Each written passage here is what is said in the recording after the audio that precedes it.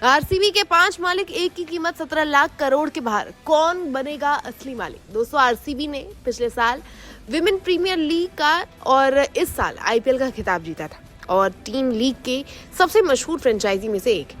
मगर अब अचानक फ्रेंचाइजी के मौजूदा मालिक ने इसे बेचने का फैसला किया है। सवाल ये है कि कौन इसका नया मालिक होगा।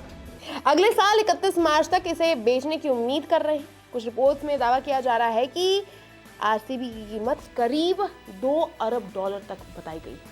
अब दोस्तों, हम आपको ये भी बताया ऐसा जा रहा है रिपोर्टों में कि इस रेस में 5 बड़ी कंपनियां, जिसमें देश के सबसे बड़े उद्योगपति घरानों में से एक अडानी ग्रुप भी शामिल है। एक रिपोर्ट में खुलासा किया गया है कि देश के दूसरे सबसे अमीर उद्योगपति गौतम अडानी इस फ्रेंचाइजी को खरीदने में अपनी दिलचस्पी दिखा रहे हैं और इसके लिए बोली भी लगा सकते हैं। गौतम अडानी इससे पहले भी आईपीएल फ्रेंचाइजी खरीदने की कोशिश कर चुके हैं।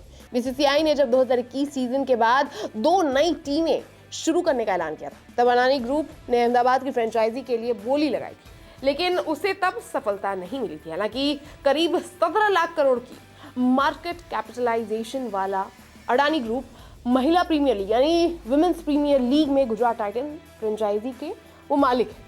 वही दोस्तों, आपको बता दें कि दुनिया भर में वैक्सीन बनाने के लिए मशहूर भारत की दिग्गज company serum institute of India (SII) के मालिक अदार पूनावाला भी इस फ्रेंचाइजी को खरीदने में अपना इंटरेस्ट दिखा चुके हैं और रेस में भी बने हुए। पूनावाला ने तो खुद एक सोशल मीडिया पोस्ट में ऐलान कर दिया था कि सही कीमत पर आरसीबी एक अच्छी टीम साबित हो सकती है। अब दोस्तों, पूनावाला SII के सीईओ हैं और इस कंपनी की कीमत करीब 2 लाख करोड़ से ज्यादा है। वहीं जिंदल ग्रुप, कौन नहीं जानता, जिंदल ग्रुप भी इस फ्रेंचाइजी को खरीदने की होड़ में। सचिन जिंदल की कंपनी JSW पहले से ही आईपीएल और WPL में शामिल है, जहां वो दिल्ली कैपिटल्स की को ओनर। दिल्ली कैपिटल्स में ये कंपनी GMR ग्रुप के साथ मिलकर फ्रेंचाइजी चलाती है, मगर अब लगता है कि JSW पूरी तरह से बैंगलोर की फ्रेंचाइजी को खरीदना चाहती और ऐसा करने पर वो दिल्ली कैपिटल्स में अपना हिस्सा बेच देगी। दोस्तों, JSW के इंटरेस्ट की एक बड़ी वजह कंपनी का बैंगलोर से उसका रिश्ता है। करीब 3 लाख करोड़ का JSW ग्रुप पहले से ही बैंगलोर फुटबॉल क्लब चला रहा है और ऐसे में आरसीबी के जरिए उस शहर को पूरी तरीके से अपनी पहचान वो बना सकता है।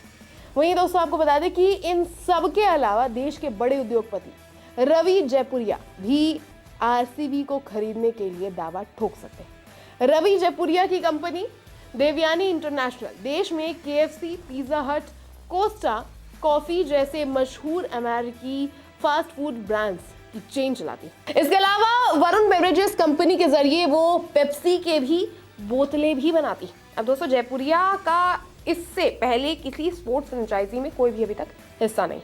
वहीं अमेरिका की एक प्राइवेट इन्वेस्टमेंट कंपनी भी इस फ्रेंचाइजी को खरीदने में इंटरेस्ट दिखा रही है। अब दोस्तों, आपको बता दें कि ये 5 बड़ी कंपनियां हैं, ये 5 हमारे देश की, और ये पांचों ही कंपनियां आरसीबी को खरीदने के होड़ में।